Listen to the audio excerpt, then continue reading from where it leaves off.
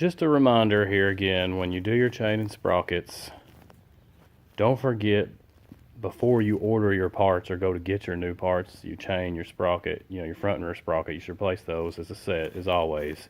But the part of the set that always gets left out is the chain guides. Don't forget these.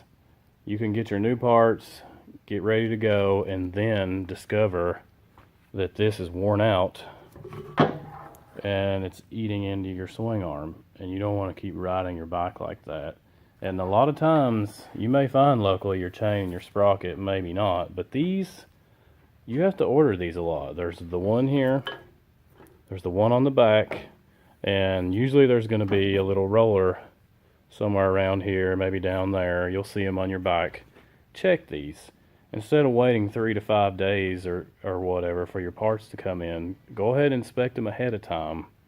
Get them on order with your chain and sprockets. That way when you clean everything up and you go to do the job, you're good to go, and it'll save you some time, and you can get back on your bike. I see these worn out so often, I just thought I'd mention it again.